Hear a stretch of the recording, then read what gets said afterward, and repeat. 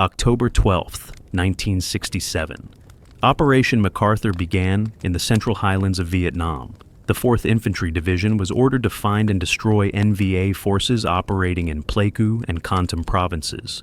Intelligence indicated major enemy buildups. NVA regiments moving supplies, preparing positions, getting ready for something. The 4th Division's mission was to disrupt them, find them, engage them, kill them before they could launch whatever they were planning. Operation MacArthur would last over a month, would involve thousands of soldiers, would see brutal combat in some of the most difficult terrain in Vietnam, mountains, jungle, triple canopy forest, where visibility was measured in meters. And it would kill 89 Americans while wounding over 600. This is Operation MacArthur, the Central Highlands Meatgrinder, the operation that bled the 4th Infantry Division, white in pursuit of an enemy that fought on their terms, in their mountains, on their ground. The 4th Infantry Division had been in the Central Highlands for months, knew the terrain, knew the enemy, had fought numerous operations. But MacArthur would be different. The NVA weren't just harassing, weren't just hit and run. They were concentrated, were preparing for major operations, were willing to stand and fight. The division deployed multiple brigades, thousands of soldiers, moved into the mountains on foot and by helicopter, established fire base, started aggressive patrolling, looking for the enemy, trying to find NVA forces before they were ready, before they could launch their offensive. The soldiers knew this would be hard. The terrain was terrible. Mountains covered in triple canopy jungle, visibility sometimes less than 10 meters. Movement was slow, exhausting, climbing steep slopes, cutting through vegetation, sweating in the heat and humidity. Every step was work, and every step could be your last. The NVA were there, watching, waiting, choosing when to fight. The first contact came on October 15th. Bravo Company, 2nd Battalion, 8th Infantry was on patrol, moving through jungle, following what appeared to be a trail. The trail showed signs of recent use. Vegetation cut back, ground worn. The company moved carefully, everyone alert, point element leading. The ambush was triggered mid-morning. AK-47 fire from 3 sides, RPGs. The NVA had let the company walk into their kill zone, then opened up. The lead platoon was hit hard, multiple casualties in the first seconds. Men down, wounded, dying. The company went to ground, returned fire, called for artillery support, called for air, called for everything. The firefight was intense. The NVA weren't running. Were fighting from prepared positions, were trying to destroy the company. The artillery came fast, shells impacting in the jungle, walking toward enemy positions. The NVA fire slackened. The company assaulted, moved toward the enemy positions, found bunkers, fighting. Positions, some abandoned, some still occupied. The fighting was close quarters, grenades, rifle fire, brutal. The NVA finally withdrew, melted back into the jungle. The company consolidated, 4 dead, 11 wounded. First blood for Operation MacArthur, first casualties. But definitely not the last. The pattern was set. The NVA would ambush, would fight from prepared positions, would inflict casualties, then withdraw. That pattern would repeat throughout MacArthur, would cost the 4th Division dearly. 4 dead in the first major contact, 11 wounded. The operation was 3 days old, and Americans were already dying in the Central Highlands. The next several days saw increasing contact, multiple companies making contact with NVA forces, brief firefights, ambushes. The casualties mounted, 2 killed here, 3 wounded there. The NVA were everywhere, fighting smart, using the terrain, attacking when they had advantage, withdrawing before American firepower could destroy them. The division was taking steady casualties, not massive losses, just steady attrition, 1 or 2 at a time, day after day. The division kept pushing, kept patrolling, kept searching for the main NVA forces, for the regiments that intelligence said were out there, somewhere in the mountains, waiting. The soldiers were on edge, constant stress. Every movement through jungle could trigger an ambush.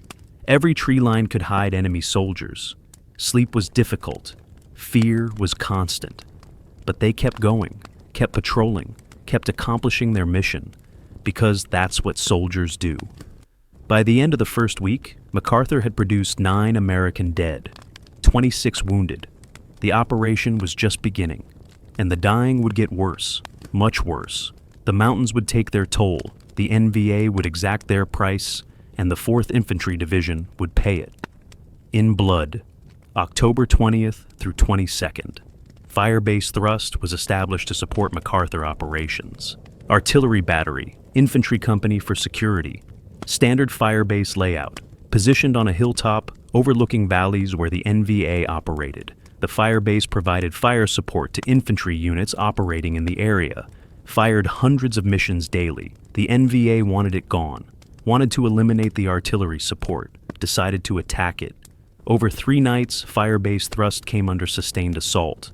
Mortars, ground attacks, sappers. The defenders fought desperately, held every attack. But the cost was terrible. 11 Americans died defending fire-base thrust. 29 were wounded. The fire-base under siege became one of the defining engagements of Operation MacArthur, a 3-night battle that tested soldiers to their limits, that showed what men can endure, what they can accomplish when everything depends on holding, when retreat isn't an option, when you either win or die. The attack started on the night of October 20th, mortars first. 82mm rounds falling on. The fire base. Accurate, pre-registered. The NVA had scouted the position, knew where everything was. The mortars hit the gun positions, the command post, the infantry positions.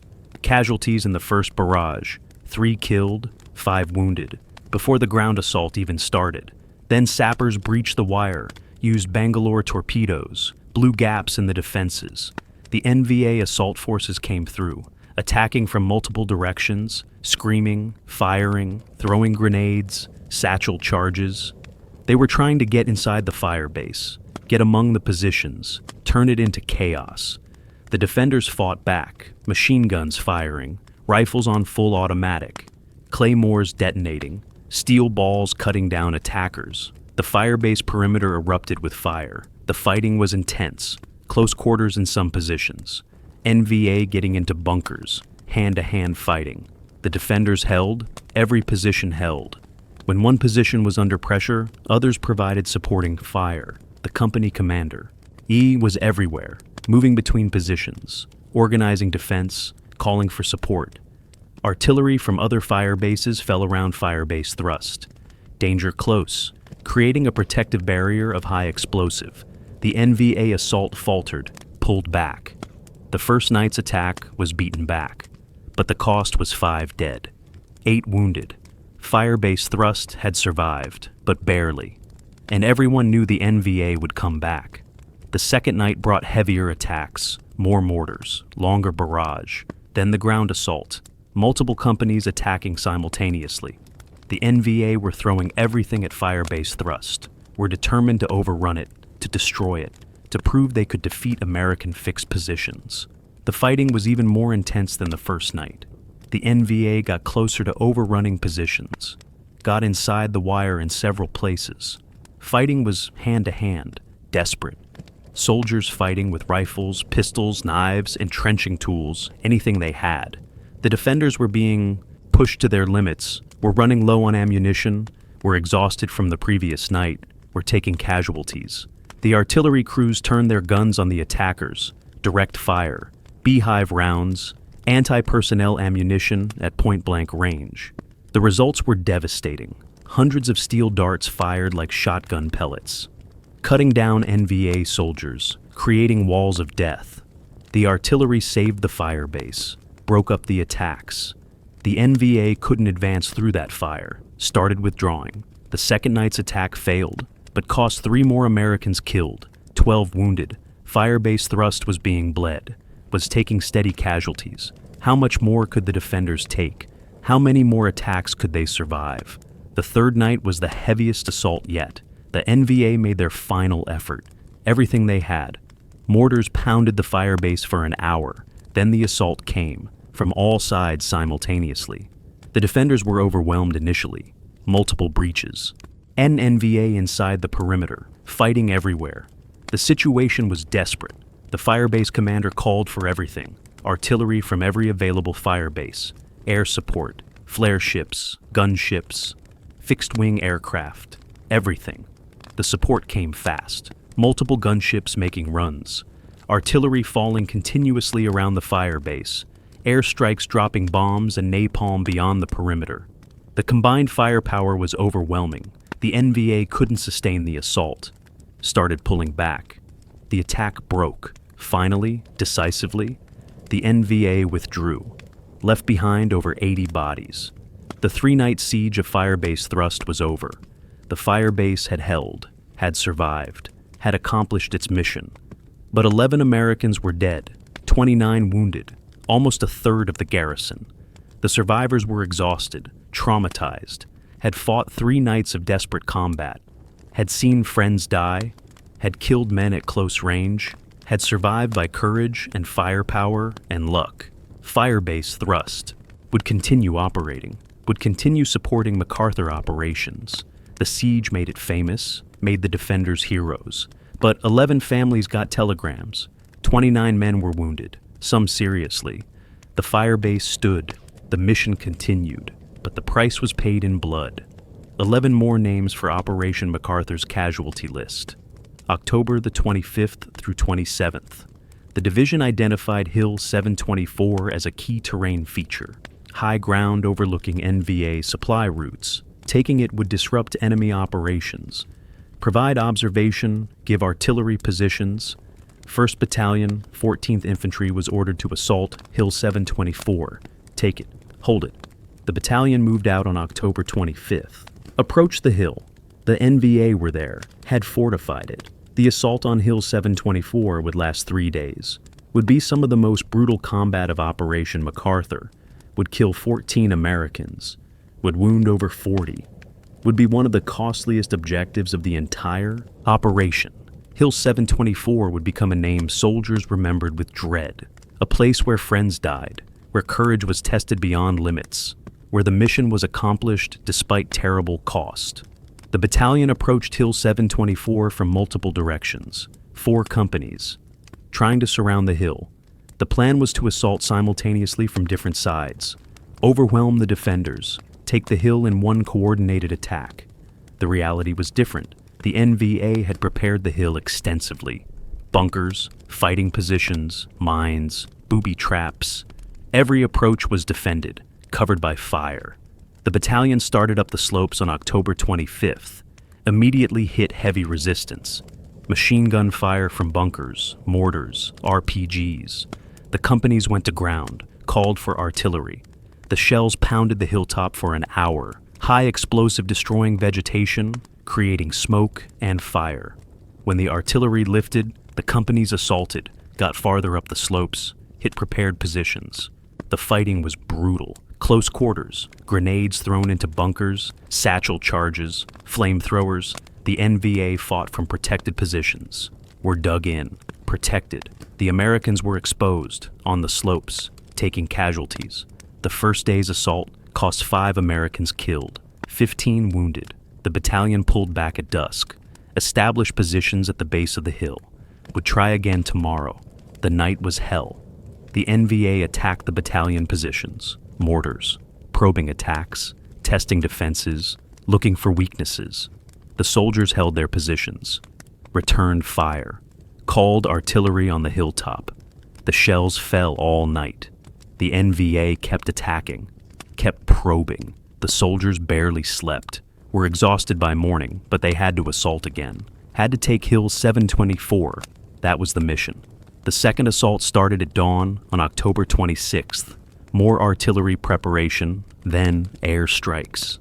F-4s dropping bombs and napalm. The hilltop was being destroyed. Systematically, the battalion thought nothing could survive. They were wrong. The NVA were in bunkers, underground, protected. When the bombardment ended and the assault started, the NVA were there, fighting.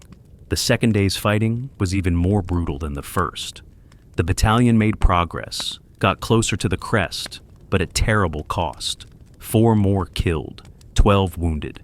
By nightfall, the battalion held positions halfway up Hill 724, would assault again tomorrow, would reach the crest, would take the hill.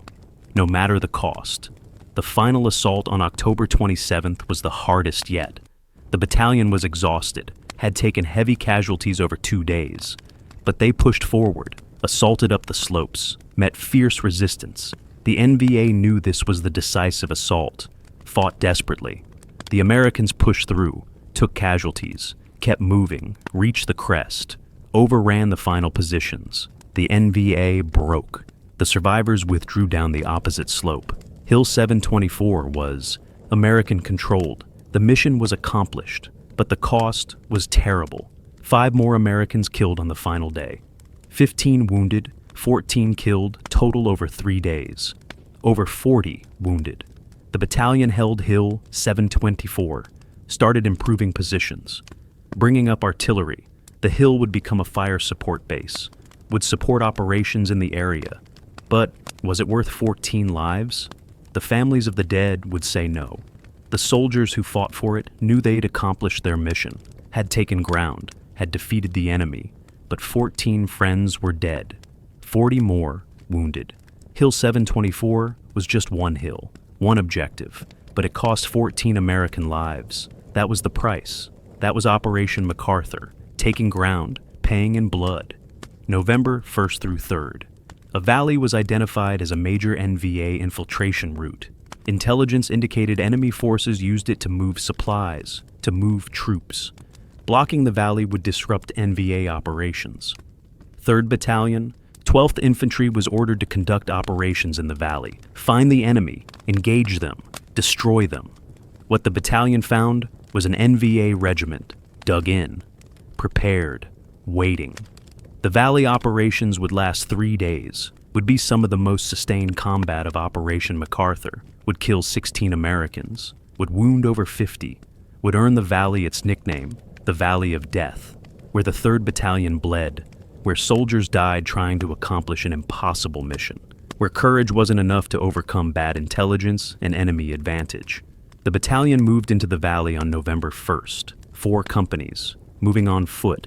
Helicopters couldn't land in the valley, too narrow, too many trees. The battalion had to walk in, moving along the valley floor, following a stream. The terrain was terrible, dense jungle, steep walls on both sides, limited visibility, perfect ambush terrain. Everyone knew it. Everyone was tense, waiting for contact. It came.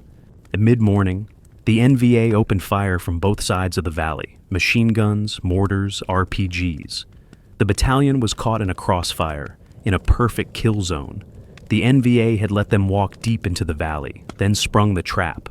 The casualties were immediate, multiple men down in the first minutes. The battalion went to ground, tried to return fire, but they were exposed. In the open, the NVA were on the slopes, protected, had good positions. The battalion commander called for artillery, for air support, for everything. But getting support into the narrow valley was difficult. The artillery had to fire carefully. Risk of hitting friendly forces was high. The air support couldn't see targets through the jungle canopy.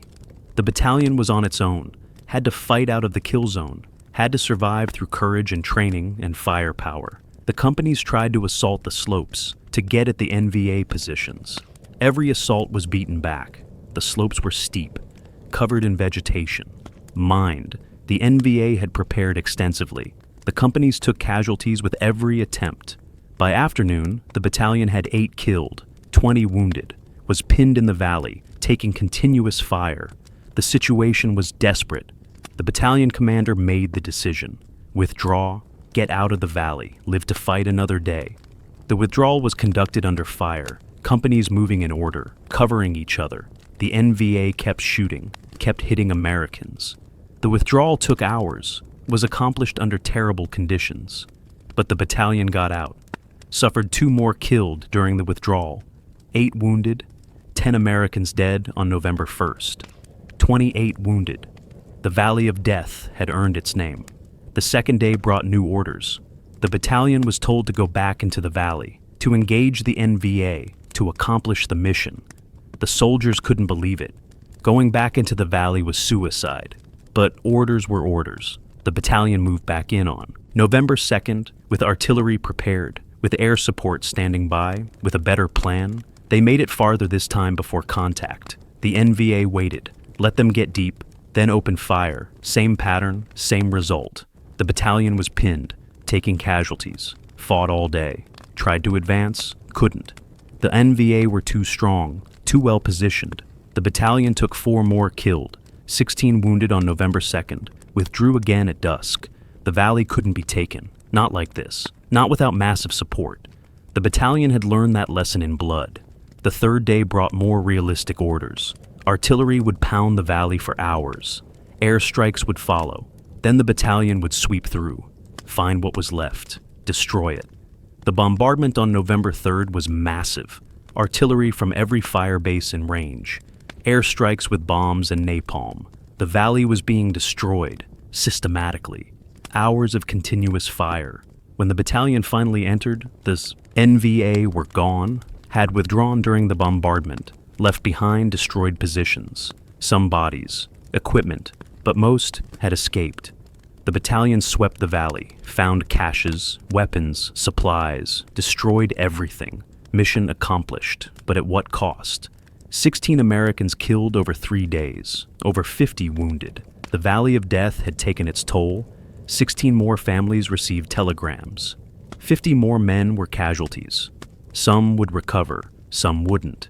The valley was swept, the NVA disrupted, but 16 soldiers were dead.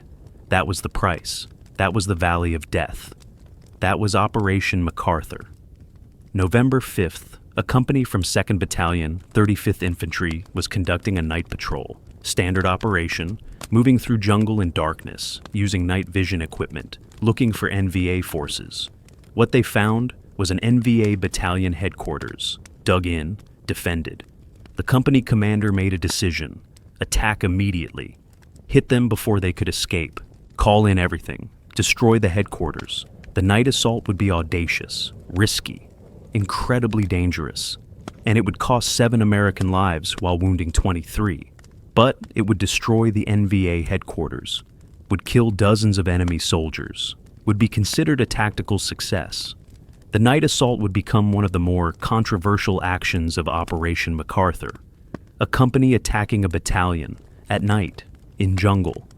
The odds were terrible, the risk enormous, but the potential payoff was huge. The company commander rolled the dice, and Americans died. The company was about 120 soldiers, moving quietly through jungle, night vision devices giving them an advantage. They could see. The enemy couldn't. The point element spotted the headquarters around midnight, saw lights, heard voices, Vietnamese, lots of activity, called it in. The company commander moved forward, assessed the situation, saw an opportunity. The headquarters was occupied, active. Taking it out would disrupt NVA operations significantly, but it was defended, probably by several hundred soldiers. His company was outnumbered, but had surprise, had night vision, had artillery and air support available. He made the call: attack now. Before the enemy knew they were there, the company positioned itself, surrounded the headquarters complex as much as possible, called for artillery to stand by, then attacked. The assault was swift, violent. The company opened fire from multiple directions simultaneously. Machine guns, rifles, grenades. The NVA headquarters was caught completely off guard. Soldiers running, trying to grab weapons, trying to organize defense. The Americans were inside the complex within minutes, fighting at close quarters, throwing grenades into bunkers, clearing positions. The NVA started fighting back. Organized resistance. The headquarters guards counterattacked. The fighting became chaotic, confused, in darkness.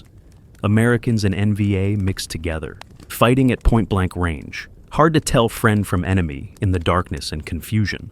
Soldiers were being hit by friendly fire, by enemy fire. The company commander called for artillery, told them to fire on the complex perimeter, create a barrier, prevent NVA reinforcements from getting in. The shells started falling, close. Some Americans were hit by fragments, but the artillery kept NVA reinforcements away, boxed in the fight. The company kept fighting, clearing the complex, killing NVA soldiers, taking casualties. 3 Americans were killed in the first 15 minutes, 7 wounded. But the company kept pushing, kept fighting. The NVA tried to organize counterattacks to drive the Americans out. Each attempt was beaten back.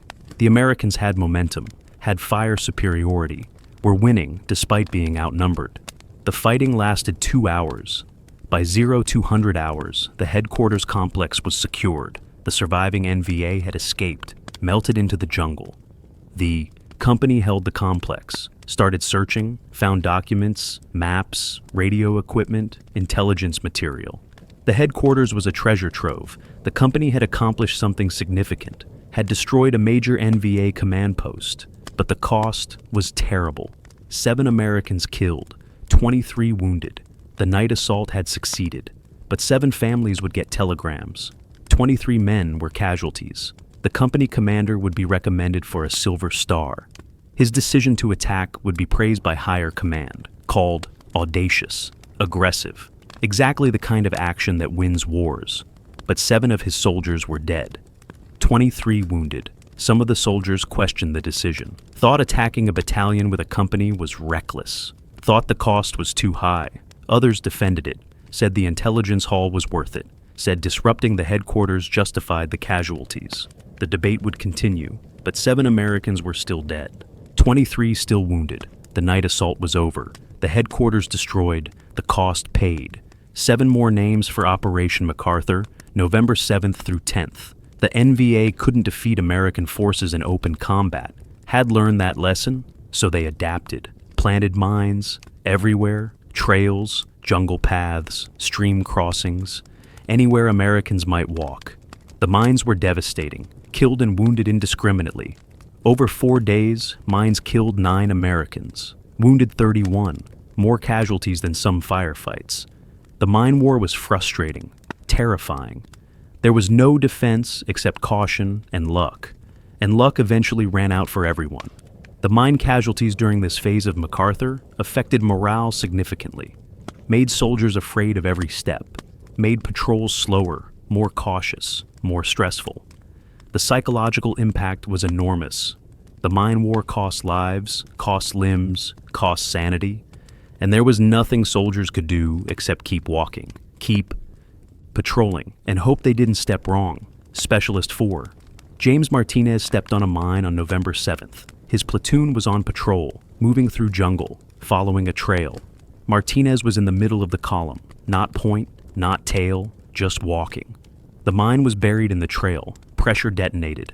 Martinez stepped on it. The explosion blew off both legs. Shrapnel hit 3 soldiers behind him. Martinez was conscious, screaming. The medic ran to him, applied tourniquets, tried to stop the bleeding, called for medevac. Martinez was coherent, knew he'd lost his legs, kept asking if he was going to die.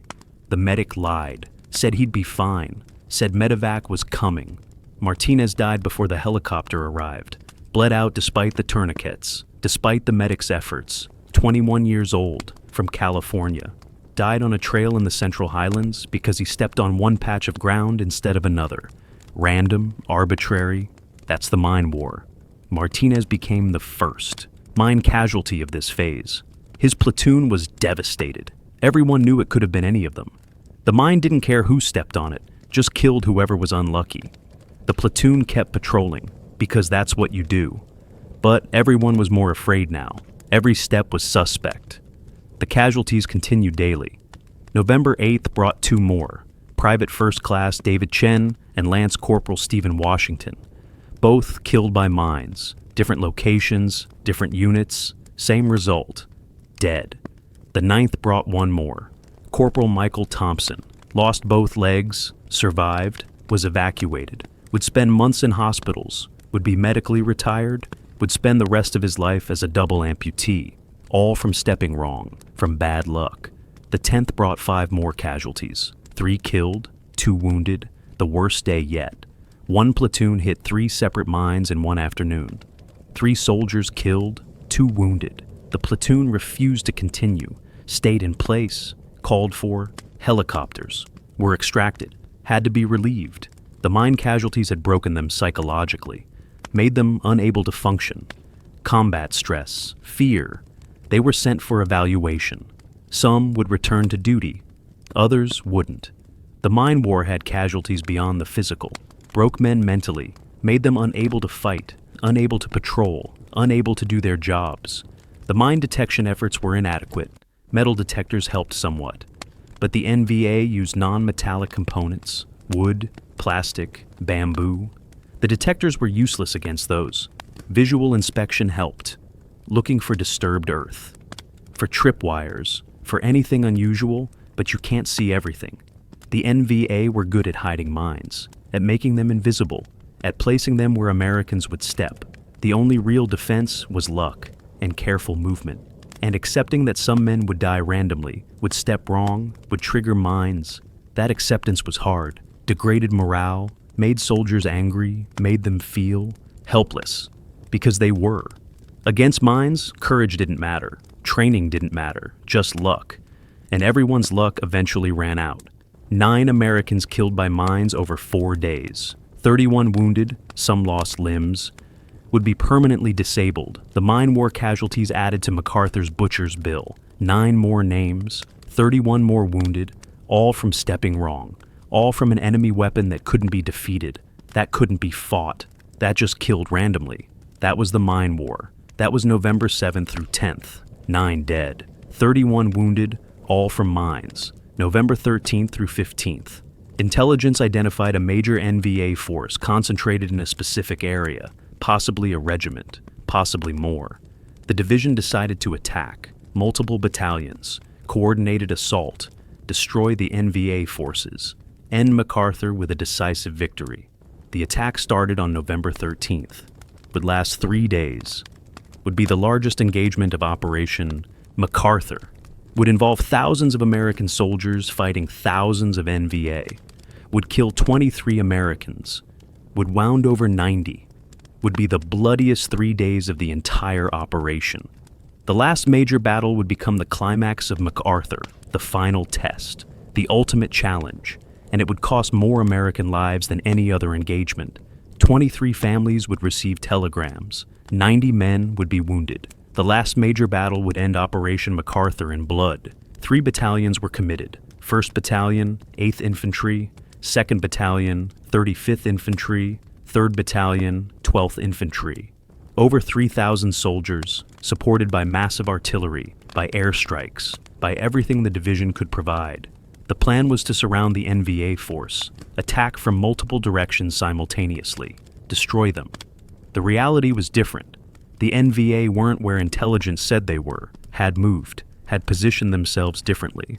The American battalions walked into prepared defenses, hit heavy resistance immediately. The battle was joined, and it would rage for 3 days.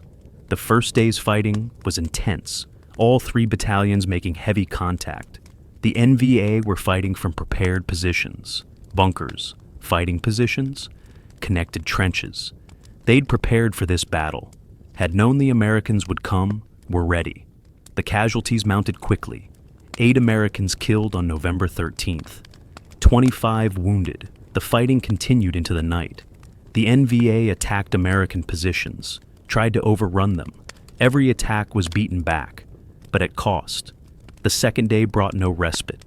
The fighting intensified, if anything. The Americans were trying to advance, to close with the NVA positions, to bring firepower to bear decisively. The NVA were defending, fighting desperately, making the Americans pay for every meter. The casualties continued. 7 more Americans killed on November 14th. 32 wounded. The battalions were being bled, were taking steady casualties, but were making progress. We're pushing the NVA back. We're destroying positions, killing enemy soldiers. The body count was rising on both sides. This was attrition warfare. Both sides taking casualties. Both sides losing men. The question was, who could sustain the losses longer? Who would break first? The Americans had firepower, had artillery and air support, but the NVA had determination, had prepared positions, had the will to fight. The second day ended with neither side having achieved decisive advantage. Both had taken casualties, both had held ground, both would fight again tomorrow. The third day would be decisive. The Americans committed reserves, brought in fresh troops, massed firepower. Artillery pounded NVA positions continuously. Airstrikes came in waves, bombs, napalm, rockets. The NVA positions were being systematically destroyed.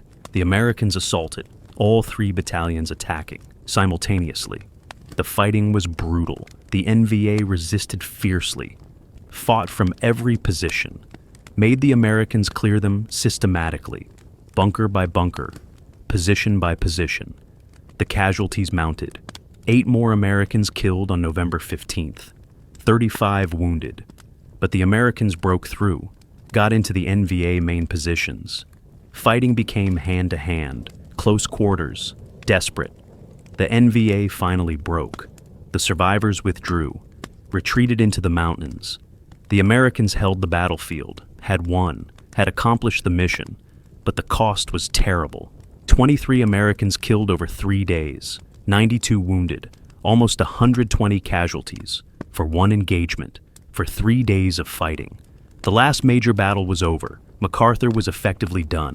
The major combat operations were ending, but 23 more families would grieve. 92 men were wounded, some seriously. The last major battle had been won, but the price was paid in blood. 23 more names for Operation MacArthur. November 16th through 20th, the final days of Operation MacArthur. The major combat was over. The battalions conducted sweeps, searched for remaining NVA forces, found some, brief firefights, small unit actions, but nothing like the previous weeks. The operation was winding down. Time to count casualties, to assess what had been accomplished, to prepare for extraction. The final days brought a few more casualties, 3 killed and scattered contacts, 12 wounded. The dying continued even as the operation ended, even when everyone knew MacArthur was almost over. 3 more families would get telegrams, 12 more men would be wounded. The final days of MacArthur added their contribution to the butcher's bill. The division started consolidating, pulling back from forward positions, closing fire bases, moving artillery, preparing for extraction. The soldiers were exhausted, had been in the field for over a month, had fought constantly, had seen friends die, were ready to leave the Central Highlands, ready to return to base camps, ready for rest. But the mission continued until it was officially over. Patrols continued, security operations continued, and casualties continued. Private First Class Robert Williams was killed on November 18th. His platoon was on a final sweep, walked into a small NVA position.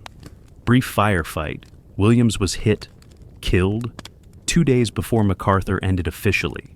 So close to being done, to surviving, to going back to base. Williams died anyway.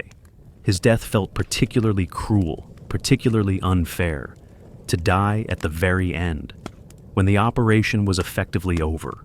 When everyone was thinking about rest and recovery, Williams died on patrol, became one of the last casualties of MacArthur. His platoon was devastated, were angry, felt Williams' death was pointless, was unnecessary, that if the operation was ending, they should have stopped patrols, should have consolidated, and prepared for extraction instead of continuing operations.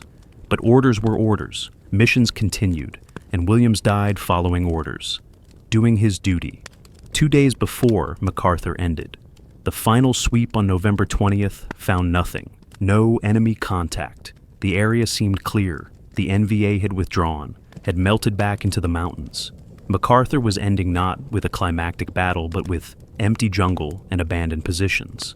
The division started extracting. Helicopters came, lifted out infantry companies. Artillery was recovered. Equipment retrograded.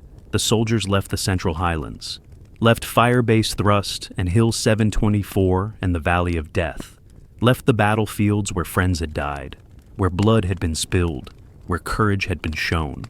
They left it all behind, returned to base camps. Operation MacArthur was over. Time to count the cost, to assess what had been accomplished, to honor the dead, to help the wounded, to give survivors time to process what they'd experienced. The operation was done, the mission accomplished, but 89 Americans were dead, over 600 wounded. That cost was permanent, was real, was the butcher's bill for Operation MacArthur. Operation MacArthur killed 89 Americans, wounded over 600, estimated over 1,300 NVA killed. Those were the numbers, the statistics that went into after-action reports, that were used to measure success, to justify the operation. to claim victory. The kill ratio favored Americans, almost 15-1. By the metrics of attrition warfare, successful. But 89 Americans were dead, over 600 wounded, families destroyed, lives ended, lives permanently altered. That cost was real, was human, was the butcher's bill that had to be paid, and it was paid in blood. The 89 killed during MacArthur had names, had faces, had families, had futures that would never happen. They came from every state, every background, united only by service. By being in the 4th Infantry Division in the Central Highlands in October and November '67, they did their duty, followed orders, showed courage, and died. Some in the first days, some in the last, some in major battles, some in small firefights, some from mines, some from ambushes, all dead, all part of the butcher's bill. Each death represented a family destroyed, a future canceled, dreams ended. The 89 weren't just numbers, were people. Sons, brothers, husbands, fathers, friends. Each left a hole in the world when they died. Specialist 4, James Martinez, 21, from California, killed by a mine, left behind parents and 3 younger siblings. Private First Class David Chen, 19, from Hawaii, killed in an ambush. Had been in Vietnam 3 months. Sergeant First Class Michael Thompson, 34, career soldier, killed by an RPG. Left behind a wife and 4 children. Lance Corporal Stephen Washington, 20, from Alabama, killed in the EU Valley of Death. First in his family to serve, Corporal Robert Williams, 22, from Ohio, killed 2 days before MacArthur ended. Had a fiancé waiting for him at home. These are just 5 of the 89. Each had a story. Each had people who loved them. Each left families grieving. That's the human cost. That's what 89 dead really means. 89 individual tragedies. 89 families destroyed. 89 futures canceled. The wounded numbered over 600. Some recovered fully, returned to duty, completed their tours, went home, built lives. Those were the success stories. But even they carried scars, physical and psychological. Combat changes you, wounds you in ways that never fully heal. Others were permanently disabled, missing limbs, paralyzed, blind, brain injuries. Their lives fundamentally altered. These men faced lifetimes of challenges. Some thrived despite their injuries, built meaningful lives, married, had children, became successful. Proved that wounds don't have to define you. Others couldn't overcome, became delayed casualties, struggled with addiction, with homelessness, with despair. Some took their own lives years later. Those delayed casualties are part of the butcher's bill too. Part of what MacArthur cost. The families of the 89 killed carried grief that never ended. Parents buried sons. Wives became widows. Children grew up without fathers. The grief changed over time, but never disappeared. Never fully healed. The families marked holidays without loved ones. Celebrated milestones alone. Wondered what might have been. What could have been if their loved ones had survived, had come home. That wondering never stopped. The grief mixed with pride. Pride that their loved ones had served, had died honorably. But pride didn't fill the void, didn't bring them back. The families carried both, pride and grief, honor and loss, forever mixed, forever part of who they were. That was the butcher's bill for 89 families. Permanent grief, permanent absence, permanent loss. The enemy casualties were estimated at over 1,300 killed. That number is probably inflated. Body counts in Vietnam were notoriously unreliable, but the NVA took significant losses, lost soldiers, had units mauled. That was real. The question was whether it mattered strategically, whether killing 1,300 NVA accomplished anything lasting. The NVA rebuilt, replaced casualties, continued operations.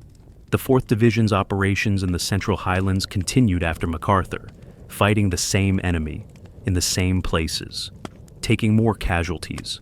The 1,300 killed didn't solve the strategic problem, just created temporary disruption. That's the reality. The butcher's bill was paid. 89 Americans dead, over 600 wounded, 1,300 NVA killed. But what changed permanently? What was accomplished that lasted? Those questions have uncomfortable answers. The operation was tactically successful, but strategically, that's harder to justify. The butcher's bill was paid, the cost was real. But what was gained? Operation MacArthur ended in November 1967. Over 50 years ago. The 89 soldiers who died are remembered on the wall, their names carved in black granite, part of the over 58,000 Americans who died in Vietnam, the 600 wounded scattered across America. Some thrived, some struggled, all carried memories. The legacy of MacArthur is complicated: tactical success, strategic questions, individual courage, institutional limitations, all intertwined, all part of a story that needs to be told, that needs to be remembered, that deserves to be preserved. The immediate legacy was grief. 89 families destroyed, 600 men wounded. The grief was immediate, overwhelming. The families marked holidays without loved ones, celebrated milestones alone. The grief never fully ended, became part of who they were. The families of MacArthur casualties carry that grief still, decades later. That's permanent cost. That transcends tactical success. The grief is real, is lasting, is part of what MacArthur cost America. The veterans who survived carried their own burdens. Some transitioned well, built good lives, used their experience positively, became leaders in their communities. Others struggled, came home damaged. PTSD wasn't understood in '67, wasn't treated effectively. Men who experienced MacArthur's horror were expected to just get over it. Some couldn't. Self-medicated with alcohol and drugs. Some ended up in trouble. They were delayed casualties, survived the operation, but were ultimately destroyed by it. That's part of the legacy. The veterans who struggled, who needed help and didn't get it. The tactical legacy was positive. The lessons learned improved Army operations, made future battles more effective. The officers who fought MacArthur became senior leaders, brought their experience to bear in developing doctrine, training soldiers. The NCOs who survived became the core that maintained standards. That passed on knowledge. That's valuable institutional legacy. The soldiers of MacArthur contributed to that through their service and sacrifice. The strategic legacy is problematic. MacArthur demonstrated the pattern of Vietnam: tactical success without strategic victory, body counts without progress.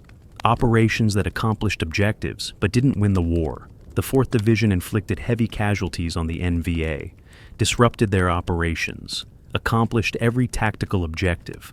But what changed permanently?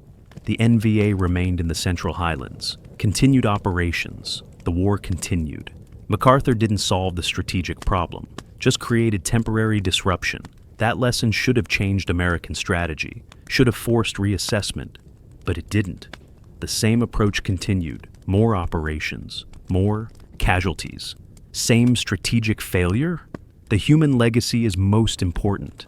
89 Americans died, over 600 were wounded, thousands more served and were changed by the experience. That's what matters most. The human cost, the sacrifices made, the families destroyed, the veterans who struggled. That's the legacy that needs to be preserved. That needs to be remembered. That needs to be honored. Operation MacArthur was over a month in the Central Highlands, one operation among hundreds in Vietnam. But for the 89 who died, it was everything. Their lives ended there, their futures canceled, their families destroyed. That deserves recognition, deserves remembrance. The comparison to modern operations is instructive. The Army has fought similar operations in Afghanistan and Iraq: mountain warfare, counterinsurgency, enemy forces that blend with terrain and population. The challenges were similar, the results were similar. Tactical success without clear strategic victory. The lessons from MacArthur should have informed those operations. Some were applied, some were ignored. The pattern of tactical excellence not producing strategic success repeated. That suggests the lessons from MacArthur weren't fully absorbed, that institutions repeated mistakes. The memorial legacy is limited, the names on the wall. That's the main recognition. Some unit histories mention MacArthur, some veterans gather. Remember, honor their dead. But there's no comprehensive public recognition, no detailed history widely available. The MacArthur story is fragmentary. That's a gap. Maybe this telling helps fill it. Maybe preserving the story matters. Maybe ensuring the 89 who died are remembered specifically is worth doing. The families of the 89 killed deserve recognition. More support. More acknowledgement of their sacrifice. They're Gold Star families. Members of a community united by loss. They support each other. Keep memory alive. That community deserves honor, deserves to know their sacrifices are remembered. The final assessment must be honest. MacArthur was tactically successful, accomplished objectives, inflicted heavy enemy casualties. By military metrics, a success. But strategically accomplished nothing permanent. The NVA remained. The war continued. The same mistakes were repeated. That's the truth. Honoring sacrifice while acknowledging that the sacrifice should have accomplished more. The 89 who died deserve better strategy, deserve missions that could accomplish lasting results. They did their part. The failure wasn't theirs, was strategic, was institutional. They paid the price for those failures. That needs to be acknowledged. Operation MacArthur deserves to be remembered, not because it was strategically decisive, but because 89 Americans died there. Over 600 were wounded, because thousands served and were changed by the experience, because it was over a month of intensive combat, of sacrifice, of courage. That deserves recognition. The soldiers who fought MacArthur did their duty, showed courage, accomplished their missions. They deserve recognition regardless of strategic outcome. The 89 who died, the 600 wounded, the thousands who served, all deserve our remembrance, our honor, our commitment to learn from their experience. That's the legacy. That's Operation MacArthur, and it must be remembered forever. The individual stories of the 89 killed deserve telling. Each man had a life, had dreams, had people who loved them, had futures that were canceled. Specialist 4. James Martinez was 21 when he died, from Los Angeles. Had enlisted to help support his family, sent money home every month.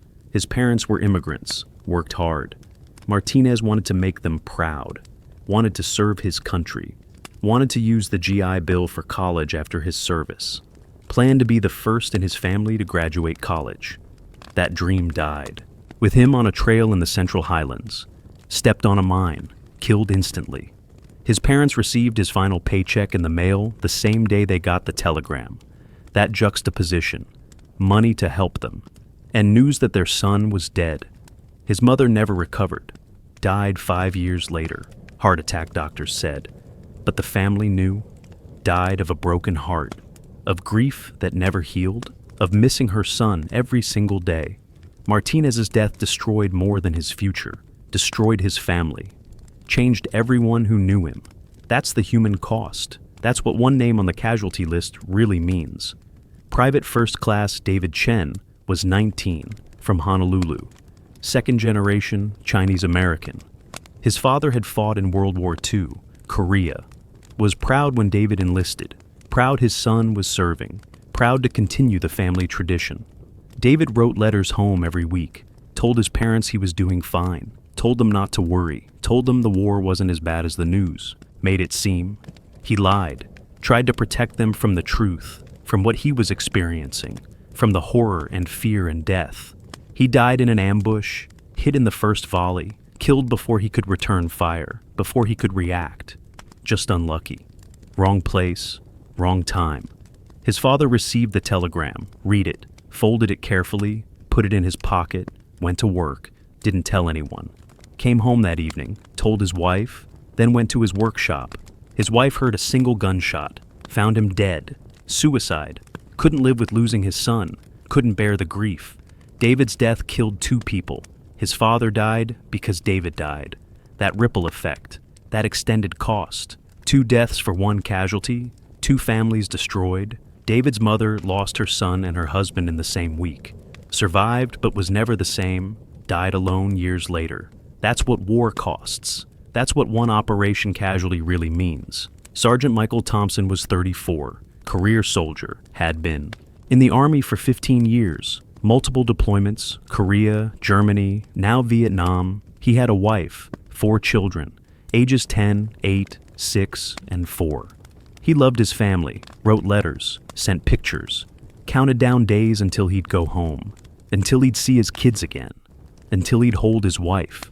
He was killed by an RPG during the last major battle, took a direct hit, killed instantly. His wife was notified, had to tell the children their father wasn't coming home. The oldest understood, cried for days. The youngest didn't understand. Kept asking when Daddy was coming home. Kept waiting. That waiting that never ended because Daddy was never coming home. Thompson's wife tried to be strong, tried to hold the family together, struggled financially, struggled emotionally. The Army pension helped, but wasn't enough. She had to work multiple jobs. The kids grew up seeing their mother exhausted, seeing her grief, seeing the empty chair at dinner. Thompson's death changed his children fundamentally, shaped who they became. The oldest became a teacher, dedicated himself to helping kids, honoring his father through service. The second became addicted to drugs as a teenager, struggled for decades, eventually overdosed, died at 35. Another delayed casualty of Operation MacArthur, killed by the absence of his father, by growing up in a broken home, by trauma that was never addressed. Thompson's death killed one of his children eventually. That's the generational cost. That's what combat casualties do to families. The damage lasts generations, kills people decades later. That's the real cost that never shows up in casualty lists. The 600 wounded from MacArthur have their own stories, their own struggles. Private First Class. Robert Martinez lost both legs to a mine, survived, was evacuated, spent a year in hospitals, multiple surgeries, learning to walk with prosthetics, learning to live without legs. He was 20 when he was wounded, had his whole life ahead of him. That life was fundamentally changed. He went home to Texas, to his small town, to stares and pity. People who didn't know what to say, who avoided him, who treated him differently. He tried to adjust, tried to build a life, got married, had children, built a successful business. On the surface, he succeeded, but privately, he struggled. Chronic pain, phantom pain in legs that weren't there, nightmares, depression. He hid it. Didn't want to burden his family.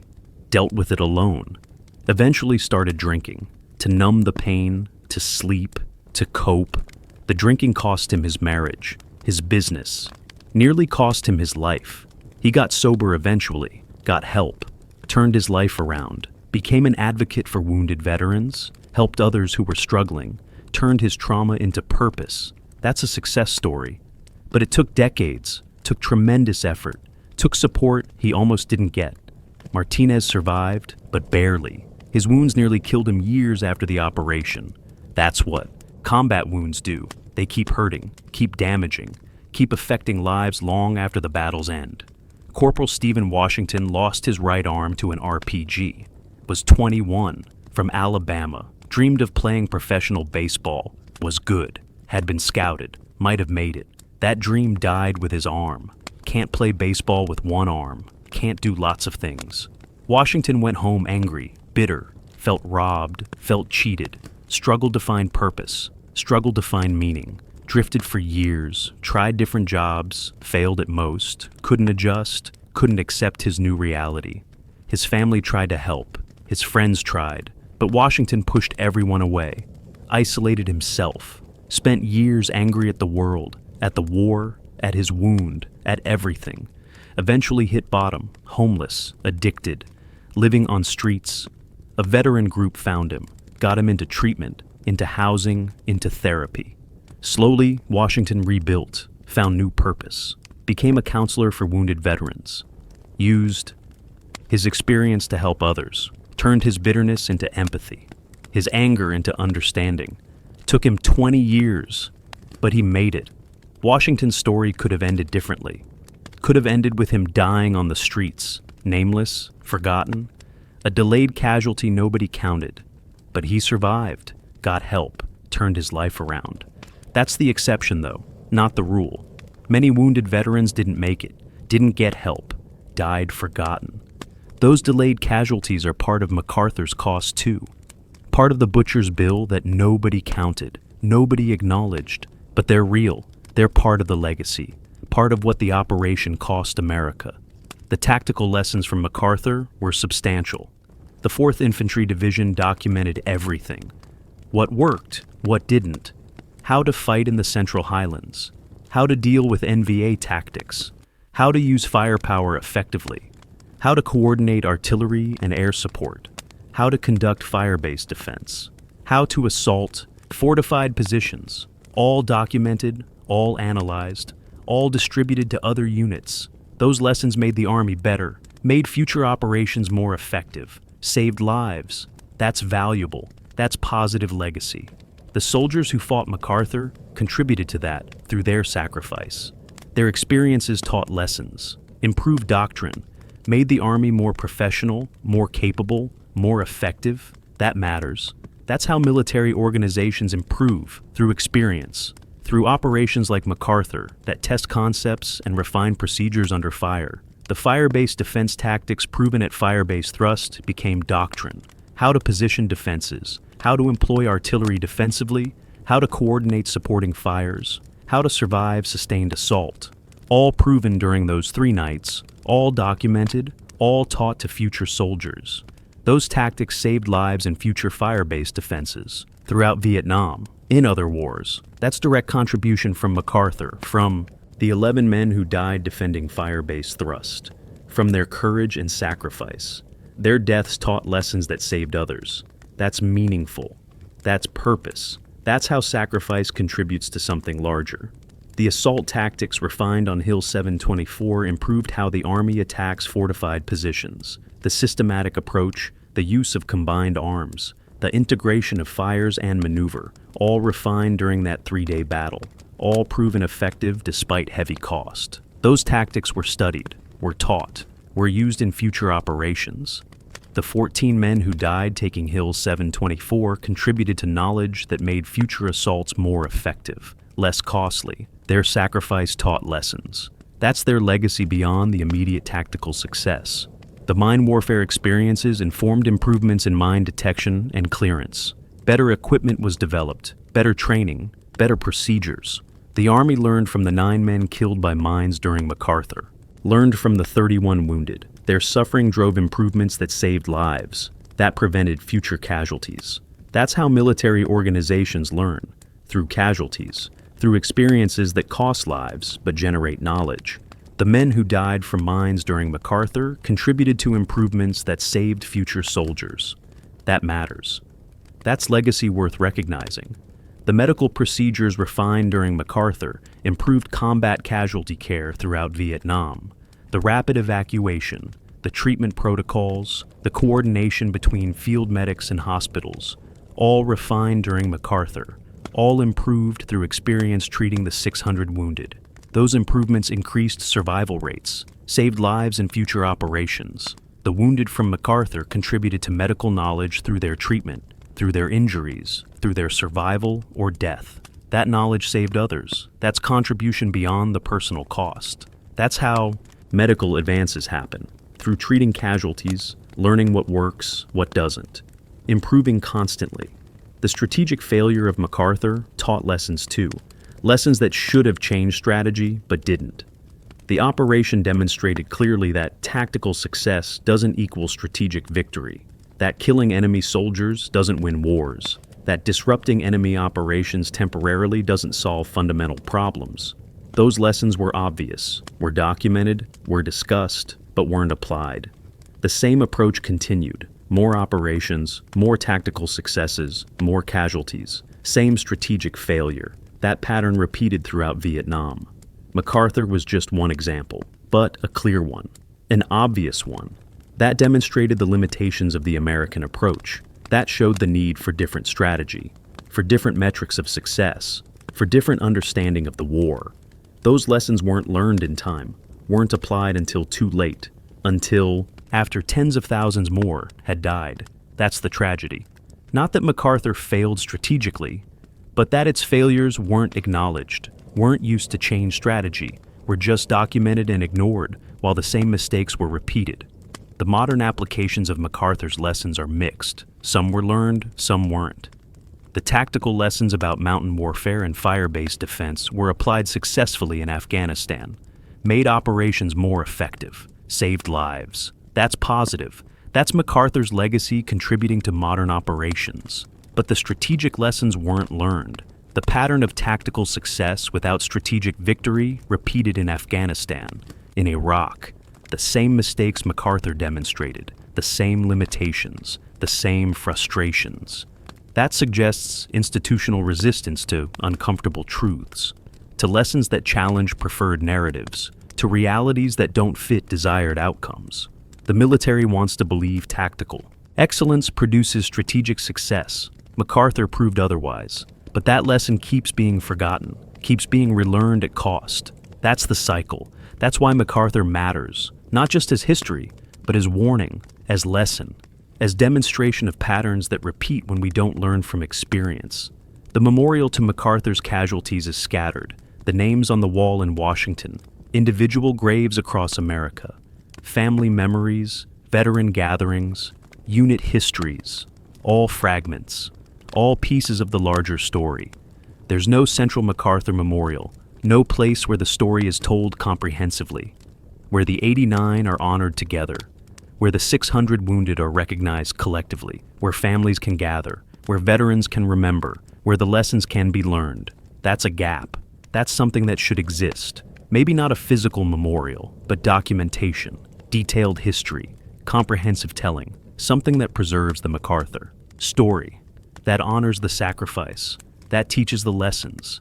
This telling is a step, an attempt to preserve, to remember, to ensure Operation MacArthur isn't forgotten, that the 89 who died aren't just statistics, that their stories are told, that their sacrifices are recognized, that the lessons are preserved. That's the goal. That's why this matters. That's why Operation MacArthur deserves to be remembered, must be remembered forever.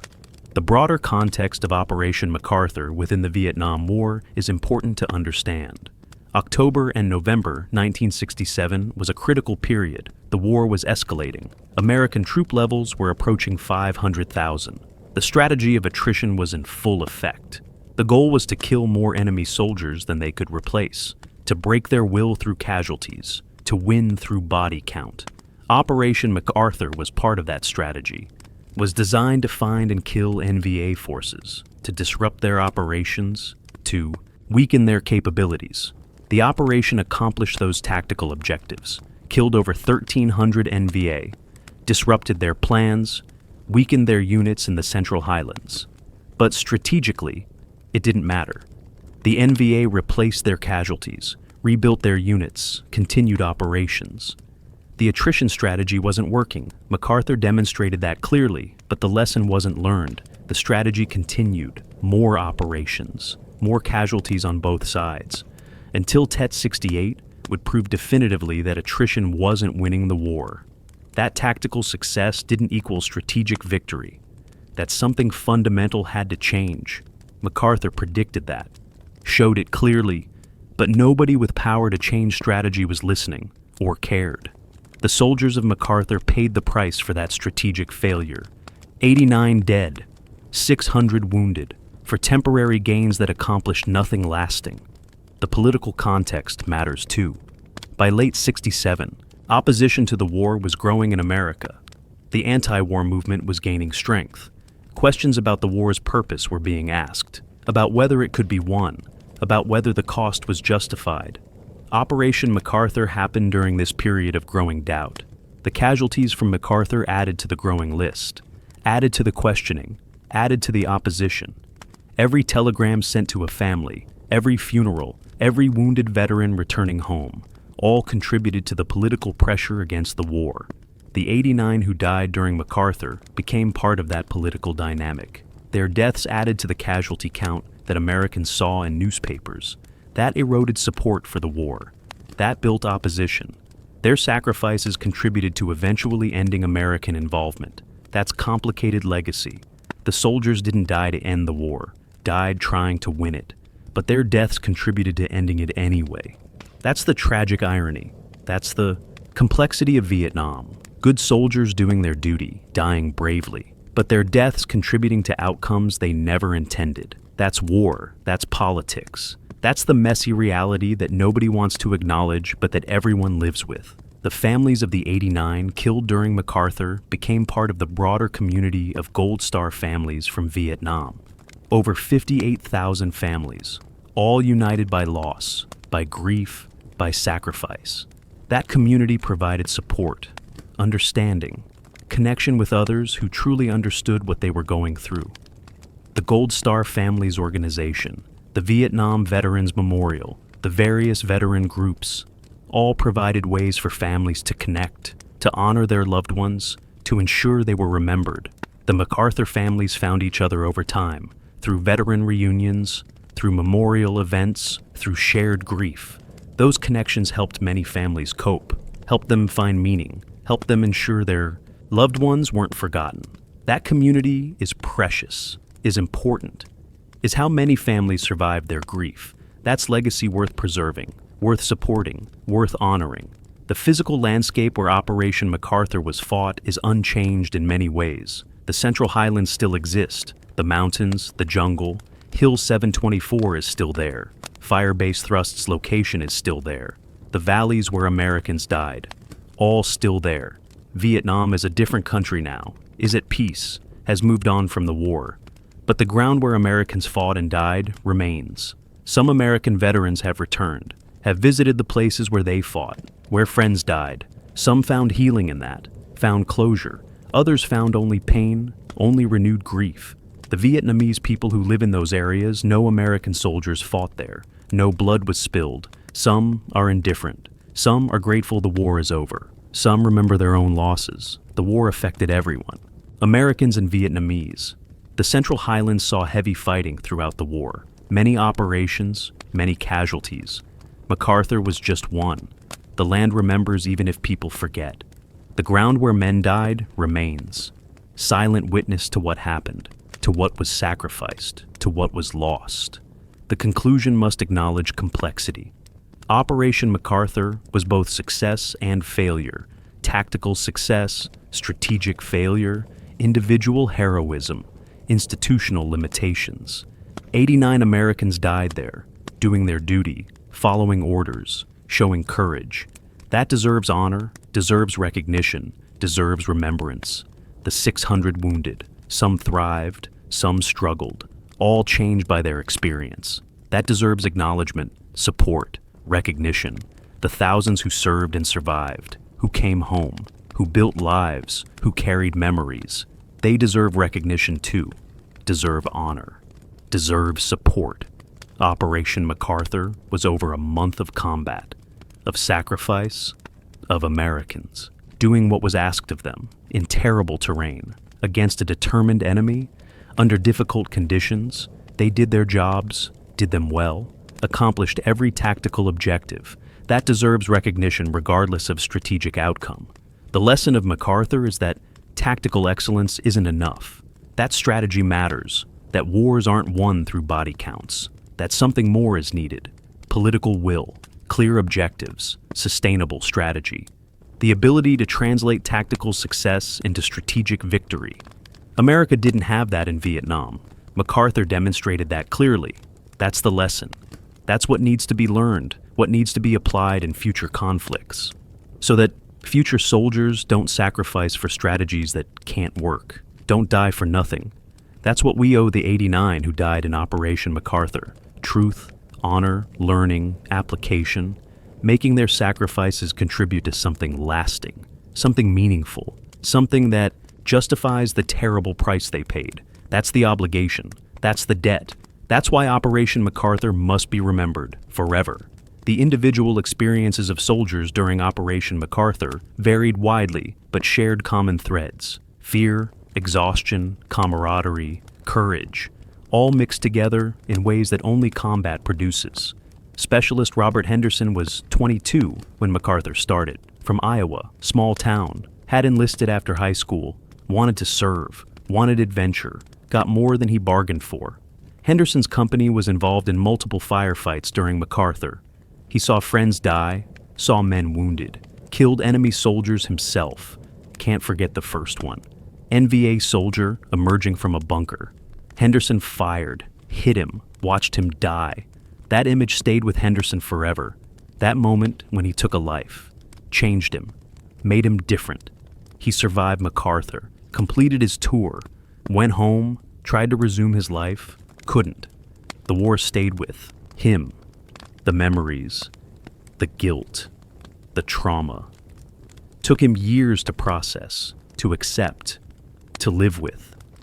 Henderson eventually became a teacher, dedicated himself to helping kids, to building rather than destroying. That was his way of coping, of finding meaning, of honoring the men who didn't make it home. Henderson's story is typical. Millions of versions. Men change by combat, carrying it forever, finding ways to cope, to live, to move forward despite the weight they carried. Private First Class William Morrison was 19 during MacArthur, from Philadelphia. Inner city kid. Enlisted to escape poverty, to find opportunity. Found war instead.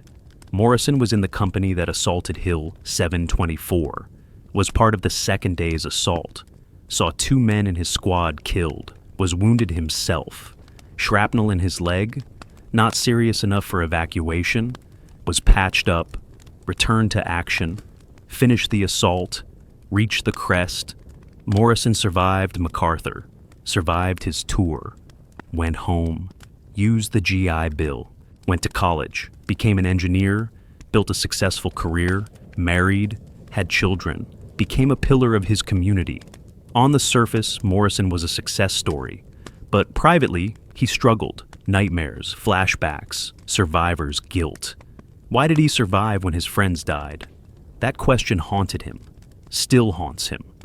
Morrison coped by staying busy, by achieving, by proving his survival was justified through his accomplishments, through building a good life, through honoring his dead friends by living well. That's how many veterans coped, through achievement, through purpose, through making their survival mean something. Morrison did that successfully, but the cost was continuous effort, continuous struggle, continuous fight against memories that never faded. That's what many MacArthur veterans experienced. Outward success, inward struggle. That duality defined many lives. Sergeant David Miller was 25 during MacArthur, from California, career soldier, on his second tour. Had been in Korea, was experienced, professional. Miller was a squad leader during the Valley of Death operations. Lost 3 men from his squad during those 3 days. Blamed himself. Felt he should have done something different. Should have seen the ambush coming. Should have protected his men better. That guilt destroyed him. He survived the operation, finished his tour, stayed in the Army, made it his career, rose to Sergeant Major, 30 years of service. But the guilt from the Valley of Death never left. Followed him through his entire career, through his life, affected every decision, every relationship. Miller retired eventually. Tried to enjoy retirement, couldn't. The guilt was too much, the memories too strong. Took his own life at 62. Suicide? A delayed casualty of Operation MacArthur.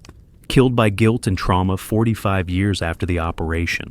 Miller's death isn't counted in the 89 killed during MacArthur, but he's a casualty nonetheless. Killed by the war eventually, just took decades. Miller's story isn't unique. Many veterans struggled with survivors' guilt, with trauma. Some didn't survive it, became delayed casualties. Those deaths are part of MacArthur's legacy too. Part of the real cost that extends far beyond the immediate casualties.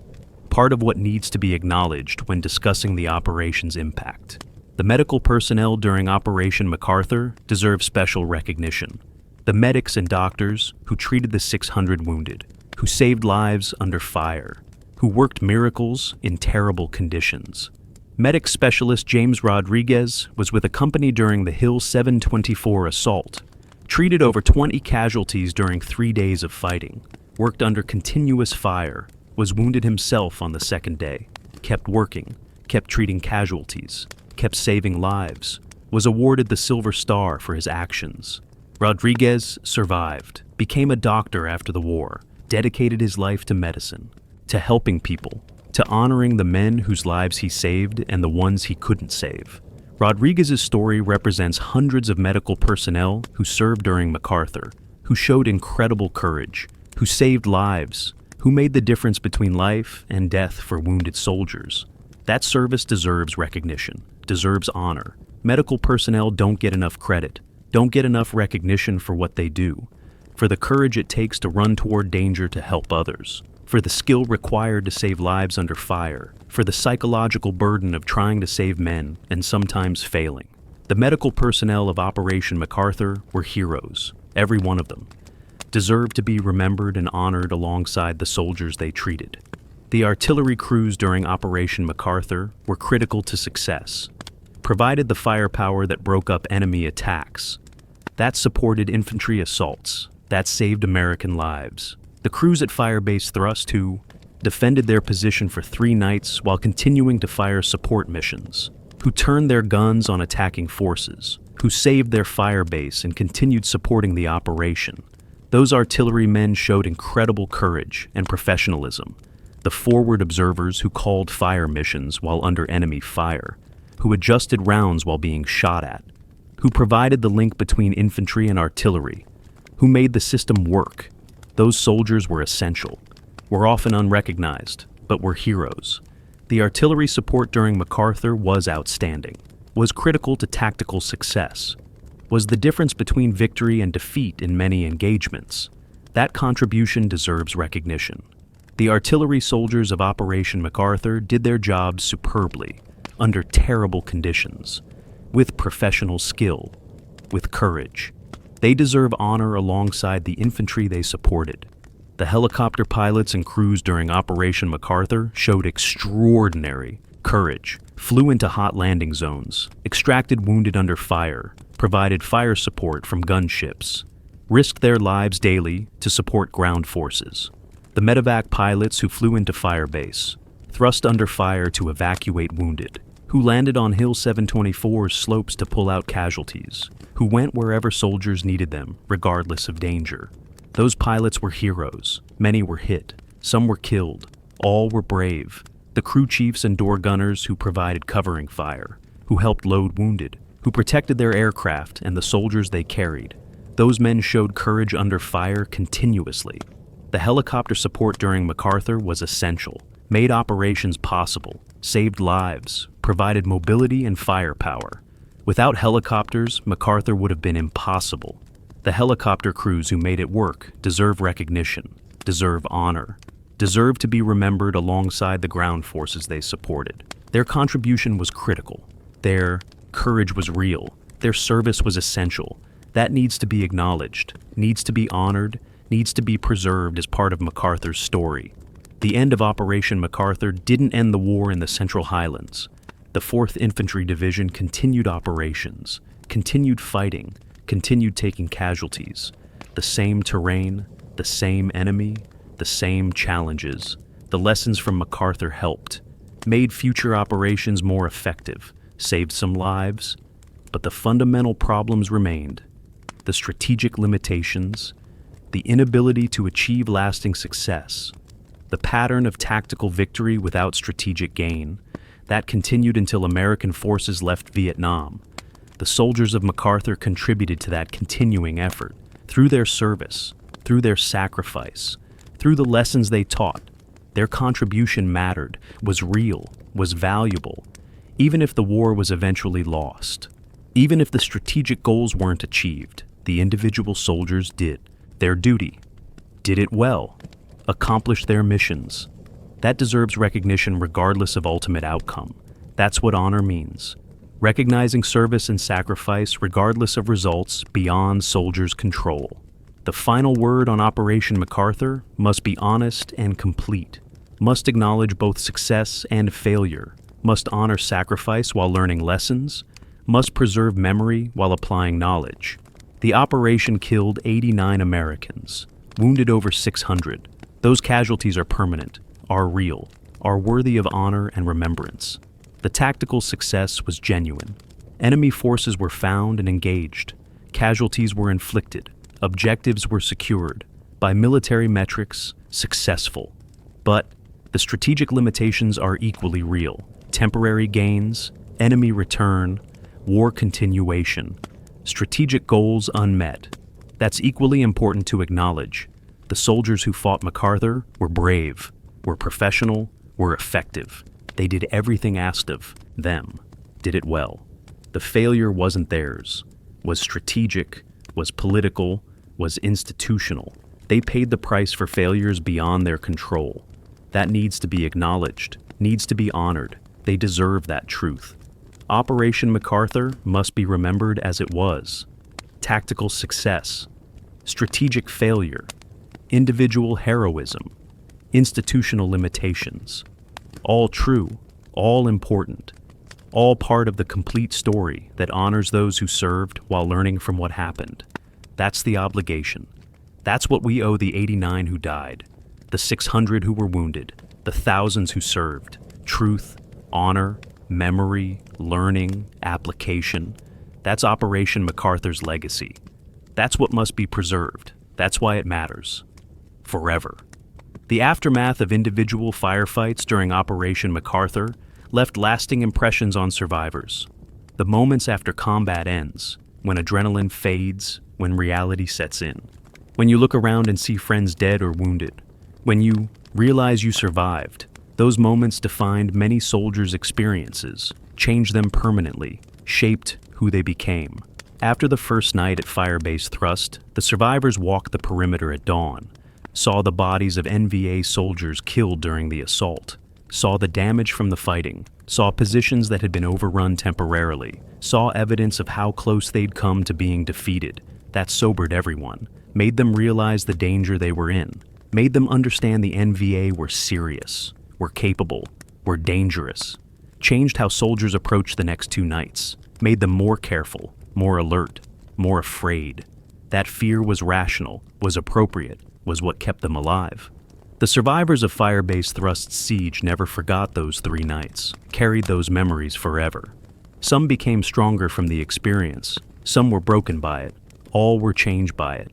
That's what sustained combat does, changes people permanently, for better or worse. After the Hill 724 assault, the battalion held a memorial service on the hilltop they had taken. For the 14 killed during 3 days of fighting, the surviving soldiers gathered. The chaplain spoke. Friends eulogized the dead. It was brief. Soldiers don't have time for lengthy ceremonies during operations. But it was meaningful. Gave survivors a moment to grieve, to remember, to honor their friends. Then they went back to work, improving positions, preparing for the next mission. That's how soldiers cope. Keep busy, keep working, deal with grief later. That works during operations, keeps units functional, keeps missions accomplished. But that grief has to be processed eventually, has to be dealt with. Some soldiers did that successfully, processed their grief, moved on. Others couldn't. Carried unprocessed grief for decades, let it poison their lives, let it destroy relationships, let it break them eventually. The immediate coping mechanisms that work during combat don't work. Forever. At some point, grief has to be faced, has to be processed. That's hard, that's painful, that's necessary. The survivors of Hill 724 learned that. Some quickly, some over years, some never. The Valley of Death operations left psychological scars on everyone involved. Being trapped in that valley, taking casualties, unable to escape, that feeling of helplessness, of being at enemy mercy, of surviving only because the enemy let you. That damaged soldiers psychologically, made them feel vulnerable, made them question their training, their equipment, their leaders. That psychological damage was as real as physical wounds, was as lasting. Some soldiers never recovered from it, never regained confidence, never felt safe again. Were damaged permanently by 3 days in that valley. That's psychological casualty. That's combat trauma. That's what intense combat does to minds. The battalion that fought in the Valley of Death was never the same afterward. The soldiers who survived carried that experience. Some handled it, some didn't. All were marked by it. That's the psychological cost of combat. The invisible wounds that don't show up in casualty reports, but that are just as real, just as damaging, just as permanent as physical wounds. The night assault on the NVA headquarters created unique trauma, fighting at night, in close quarters, not always sure who you're shooting at, killing men at point-blank range, seeing their faces. That's different from daylight combat, more personal, more brutal, more traumatic. The soldiers involved in that assault carried those memories differently than other combat memories. Some couldn't sleep in darkness anymore. Some couldn't be in enclosed spaces. Some couldn't tolerate loud noises. All had triggers. All had moments when the assault came back, when they were there again, in that headquarters, fighting, killing, trying to survive. Those flashbacks were real, were debilitating for some, made normal life difficult, made relationships hard, made functioning challenging. That's PTSD. That's combat trauma. That's what happens when you experience extreme violence, when you do things that humans aren't meant to do, when you survive things that should have killed you. The night assault survivors were marked, were changed, were damaged. Some recovered, some didn't. All were affected. That's the cost. That's what combat does. That's why war should be avoided when possible, because of what it does to people, to soldiers, to survivors. The damage lasts lifetimes, affects families, affects communities, ripples outward in ways that can't be measured. That's the human cost of the night assault, of Operation MacArthur, of Vietnam, of all wars.